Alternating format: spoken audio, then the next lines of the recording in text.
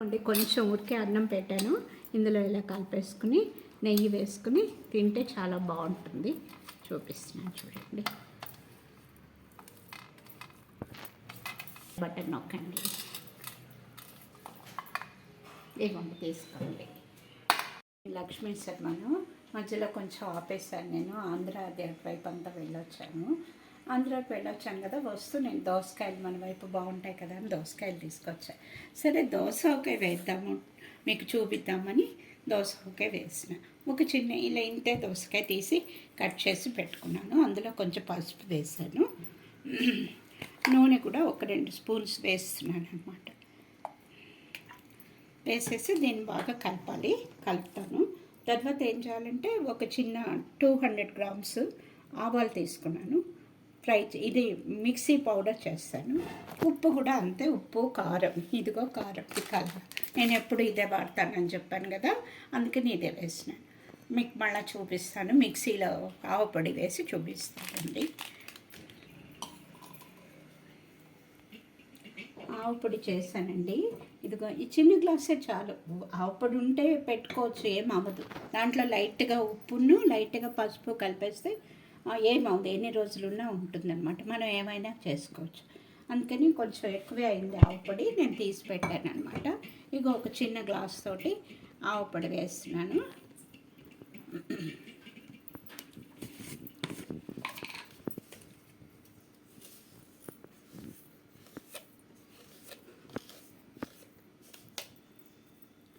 ఇక ముప్పావు ఉప్పు చాలు, ఎందుకంటే ఇది టాటా సాల్ట్ కదా, ఉప్పు ఎక్కువ అవుతుంది. అందుకని ముప్పావే వేసాను.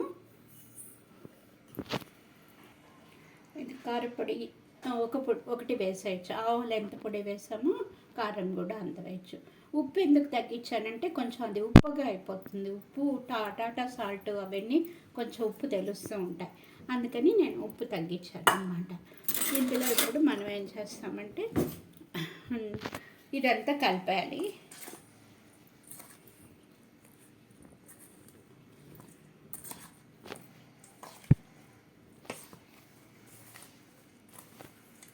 ఒక గ్లాస్ అన్నీ ఈవెన్గానే వేయాలి. ఉప్పు మటుకు కొంచెం తగ్గించాము. మీ నూనె కూడా ఇదిగో ఒకటి వేసినాను. చాలా ఈజీ, ఏం లేదు, ఇది కష్టమే ఉండదన్నమాట. బాగుంటుంది. అయితే 2 రోజులు ఊరాలి. మామిడికాయకి అయితే మామిడికాయ పుల్లగా ఉంటుంది కాబట్టి ఏం అక్కర్లేదు. ఇందులో మనం ఏం చేయాలంటే ఒక నిమ్మకాయ పిండుకుంటే టేస్ట్ ఎక్కువగా వస్తుంది. ఒక స్పూను ఇంగువ కూడా వేస్తాను, బాగుంటుంది.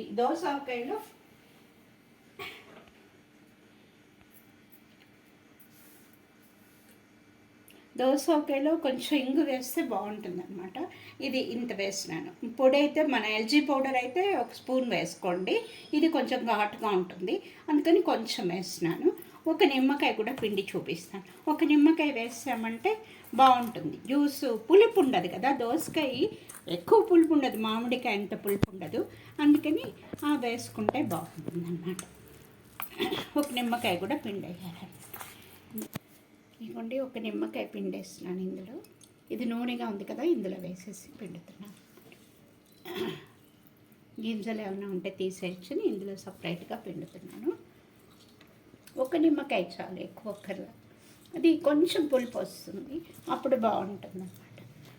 దోసకాయ కొంచెం లైట్గానే పుల్లగా ఉంటుంది, ఎక్కువ పుల్లగా ఉండదు. మామిడికాయ అంత ఉండదు కదా, అందుకని అన్నమాట.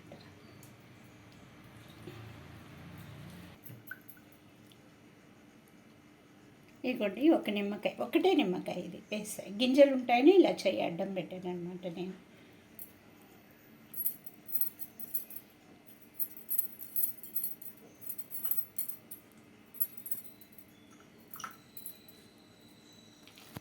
రేపటికి బాగా ఊరుతుంది అనమాట. యాక్చువల్గా ఇప్పుడు కూడా తినేయచ్చు. కొంచెం రేపటికి అయితే ఇంకా కొంచెం ఊరి మంచి వాసన వచ్చి బాగుంటుంది. ఇంతే అనమాట. దోసకాయ చాలా ఈజీ. దోసకాయలు కనుక దొరికితే, జనరల్గా మామిడికాయల టైంలో ఎవరు దోసకాయ వేయరు, కానీ ఎవరో అడిగారు నన్ను దోసకాయ ఎలా వేస్తారు, అందుకని నేను దోసకాయ ఇప్పుడు వేస్తున్నాను. ఇదిగోండి, అయిపోయింది. ఆ దోసకాయ వేసాను. జనరల్గా మామిడికాయ సీజన్లో మామిడికాయ వేస్తారు, అన్ని మామిడికాయలు రకరకాలుగా వేస్తారు. ఒక ఆవిడ నన్ను మా రిలేషన్ అమ్మాయి ఒక అమ్మాయి అడిగింది, ఆంటీ నాకు దోసకాయ ఎలా వేయాలో చూపించడానికి. సరే అని ఆ అమ్మాయి కోసమే నేను దోసకాయ వేస్తూ ఉన్నాను అనమాట. ఓకే అమ్మా, ఇంతే. మీరు ట్రై చేయండి, బాగుంటే